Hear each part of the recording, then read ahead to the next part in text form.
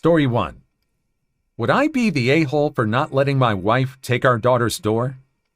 I'm 47, my wife is 44, and our daughter is 19. A bit of background. I caught our daughter having spicy time with her boyfriend a few days ago, and she begged me not to tell the wife, but I felt that she deserved to know. We pay for our daughter's college because I worked 70 hours a week for many years to have enough money for her to go to college. Anyway, I told my wife, and she was livid. She yelled at our daughter for almost an hour and took her phone away from her and banned her boyfriend from the house. I told her she was being a bit too harsh, but she thinks that these punishments aren't harsh enough. She said that if our daughter does anything else that she doesn't allow, then she's going to take the door off of her room. I told her that she's overreacting, and she yelled at me too. I had given our daughter her phone back when my wife went to the grocery store, and she found out and is angry about that too. She told my in-laws about this, and now they're blowing up my phone and telling me that I'm encouraging underage pregnancy and premarital spicy time. So, would I be the a-hole for not letting my wife take the door off our daughter's room? I think both parents are kind of being the a-hole for not discussing things very closely and at least not discussing this at any time. I mean, I think it's something that both parents need to have a discussion on even before a daughter or a son try to indulge in such intimacies. You need some kind of united front. I'm sure the wife is just really concerned about some sort of pregnancy, about this girl kind of setting her life back for a kind of family or having a baby that she might not be ready for and probably doesn't have the capacity to take care of yet because she's going to college.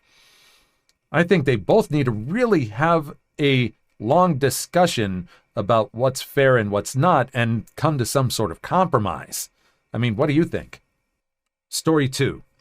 Aunt shows up at my house with all her stuff, tells me she's going to be living with me for a while. So, without getting too political, we recently had an election in the USA. My aunt supported one side, while her husband and adult offspring supported the other side.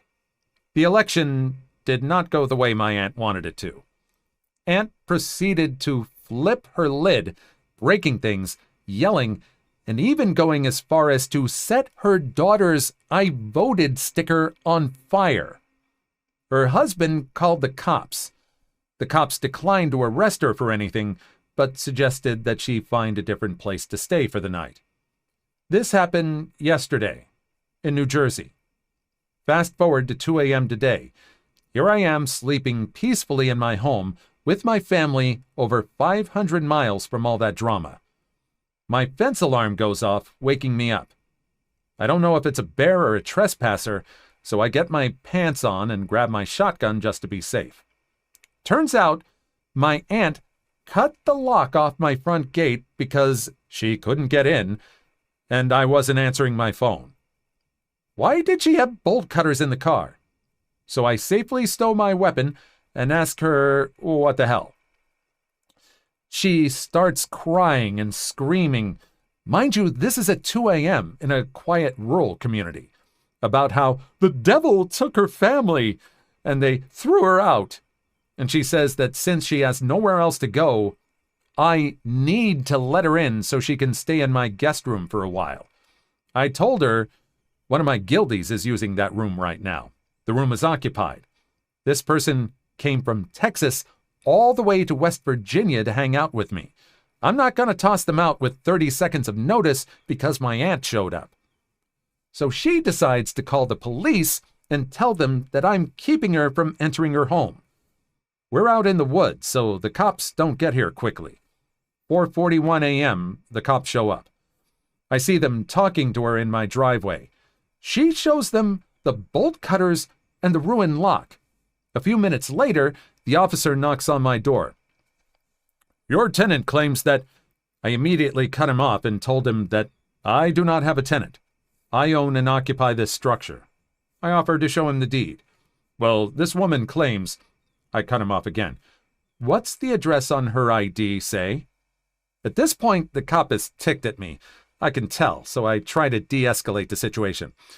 Look, man, she doesn't live here. She has never lived here. That's my aunt. She lives in New Jersey. Please, check her ID card. Cop calms down a bit and lets me know that he will talk to her and then come back. About 10 minutes later, the cops come back to my door. 3 of them this time, not just the one from earlier. One of them had stripes and a rocker on his arm, so I could tell he was important. He asks me if there's any way Aunt can stay here for the night, because she's too drunk to drive, so he can't let her back on the road. This woman just drove from New Jersey to West Virginia drunk. Thank the deity she didn't kill anyone. I told them that she can't stay here, but that I'm sure there's room in the local jail. The cop asks me if she can just sleep in her car in my driveway and leave in the morning.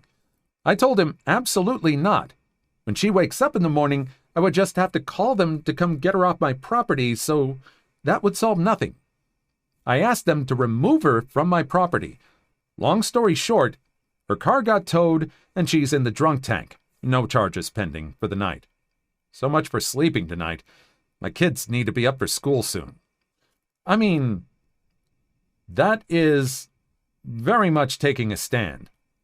But I think that's all very prudent on this person's part. These cops are asking this person if this person that they know is drunk, they know that they just drove drunk, to let them stay with this person and their family, with kids. Someone who is drunk and very irrational kind of did break into his house. This woman showed them the bolt cutters. She presented evidence to them. She was doing the cop's job for them. I think it's absolutely the right move. What do you think? Story 3. Kids just found an autographed baseball. I took my 12-year-old daughter to a minor league baseball game. Before the game, she met several players and got their autographs on a ball. They were signing for everyone, so numerous kids got the same thing. Later in the game, we got up to get food, and I told my daughter the ball would be safely tucked inside our stuff left under the seat. No one else was sitting near us, and I've left stuff like that before many times. A couple innings after we returned, my daughter noticed her ball was missing. I looked around and saw a kid 2 rows behind us holding 2 autographed balls. One of them had red signatures on it, and we were the only ones I saw with a red marker. I got up and made my way back to him and said, "Excuse me," and the dad immediately said, "Oh, he found this," and the kid handed it back to me. I hadn't even asked for the ball back, so they made it obvious they knew what they had done. Mind you, the kid already had his own signed ball. Nice job by the dad raising a thief. Kind of the audacity of it. Did they think this was a victimless crime to take a ball from, like, another kid? I don't think this dad really had any empathy. Maybe if this other dad had thought, well, what if some other dad let his kid steal from another kid? I think he might have changed his mind about letting his kid do what he did. Story 4. Woman tries to steal our table at a restaurant while we're eating. My husband, myself, and our almost 2-year-old were eating breakfast at a very small mom-and-pop diner that had 8 tables and 2 waitresses. My husband and I were done eating and had paid the bill. My little toddler was, of course, taking her sweet time and still eating, and we were contentedly sipping our coffees. A rush of people started coming in the door, and their wait times gradually increased with each new table added to the wait list. People waited outside on this day, and the waitresses offered them cups of coffee while they waited.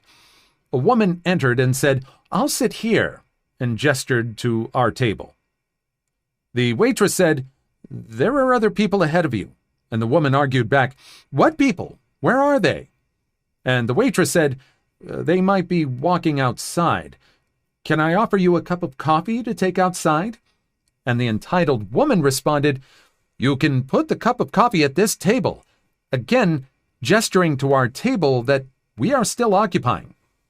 This continued on before finally the woman agreed to be added to the wait list. It was so annoying. I felt bad for the busy waitress to have to deal with her on top of trying to do the rest of her job. ETA. My toddler is a person. You were all once people too.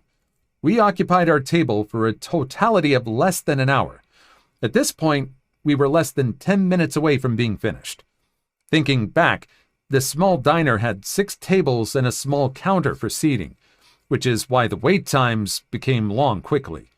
Some people are slow eaters, and for 10 minutes, you shouldn't be punished for that. Yeah, I agree. I think this woman just tried to brute force her way ahead of everybody else into a table. It just so happened she picked these people. And yeah, let's be patient with this almost 2-year-old little being who's still trying to struggle with how to eat and get everything in their mouth correctly. Just glad that no one bought into this person's fast-talking hogwash. Please like and subscribe if you made it this far. I hope you'll enjoy the rest of the video and have a wonderful day. Story 5. Entitled Karen files baseless lawsuit. Ultimately ends up paying thousands in legal fees. This story is from a few years ago when I worked in the legal department of a 1,000-plus store national retailer. As part of my job, I handled customer complaints that were elevated when the customer threatened legal action. The cast is very simple. Me, Karen, who was also an attorney, and our awesome attorney. Our customer service call center forwarded Karen's calls to me after she threatened legal action. Karen left a message claiming that she was not provided $10 in customer reward coupons, spend $200, receive a $10 coupon in the mail sort of thing. This was before apps. Based on her purchase of clothing for her son and daughter for back to school. I looked into it and called Karen back. It turned out we had an old address associated with her rewards account. No big deal, right? I spoke with Karen and offered to send her the original $10 coupon and an additional $25 for her trouble to the correct address. This did not satisfy Karen. She claimed we should have known her address and threatened to sue us if we didn't pay her $1,000 in cash. Her rationale was that it would cost us at least $1,000 to defend the suit. She was in a state in which our company didn't have any offices, so we should just pay it to her. I declined, but still forwarded her the $10 coupon she was entitled to pursuant to our rewards program. Sure enough, she sued us for breach of contract, fraud, and any other conceivable charge. I went to my boss, the COO, and told him the story. He asked what I wanted to do. I said I'd rather pay legal fees to a defense attorney than pay Karen, and he agreed. I contacted our attorney, explained the situation to him, and I kid you not, he said, in a southern drawl, "I get to sue Karen? I should be paying you guys. There are a lot of lawyers in this legal community who would love to sue her as she's a reckless, unpleasant, and a total pain in the butt to deal with. I'll gladly take your case." Maybe not my best southern drawl, I apologize. He agreed to defend us at a reduced rate. Part of our defense strategy was to countersue her under the state's frivolous lawsuit statute, which would move the suit from small claims court to the larger civil court. Our attorney filed our answer and counterclaim. Although Karen was an attorney, she was not a defense attorney. So she had to engage her own attorney to defend against the counterclaim. After a couple of hearings, she offered to settle for no more money exchanged. She didn't even get the extra $25 coupon I offered her, and the dismissal of both suits. I talked with our attorney about continuing our claim, but he advised it would probably be worth settling and be done with it rather than be vindictive. Although vindictiveness would have been fun, courts tend not to like that, so I agreed. My company ended up paying our attorney $900 in attorney's fees. Our attorney later called and told us that the attorney Karen engaged charged her $1,700 to defend the suit. Although I would have liked to continue with our suit, I think her having to pay $1,700 over a $10 coupon sent to the wrong address is sufficient justice. Who here believes that Karen was trying to run a scam, trying to use her knowledge of the law to just get ahead? I think that's what's happening here. I don't think she seems entitled at all. I really think it's just her thinking she's going to get one over on a big company. And what do you think? Do you think she actually felt entitled to more money, or was it just a scam and she knew it? Story 6. Entitled mother gets mad I'm in my underwear in my own house. Background. I usually sleep in my underwear during summer since it gets hot in my house.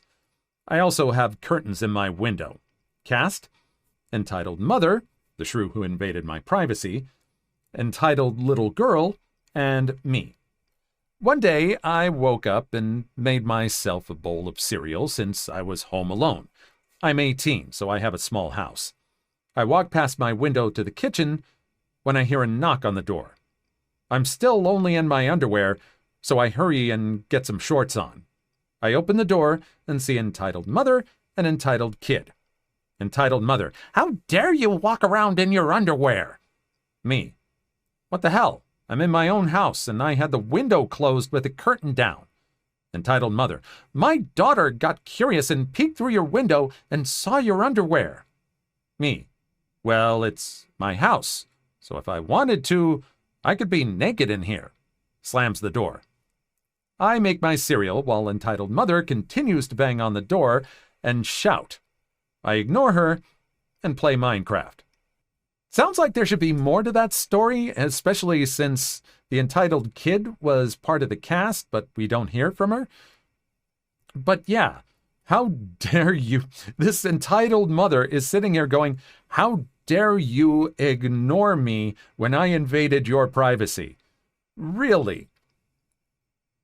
Don't peek in other people's windows. I am sure that if anyone even glanced at the entitled mother's house from the sidewalk, she would raise an even greater fuss and probably try to call the cops and try to get some very serious charges levied against the person. Please leave your story in the comments. I would love to make a video on them in the future. Also, don't forget to like and subscribe.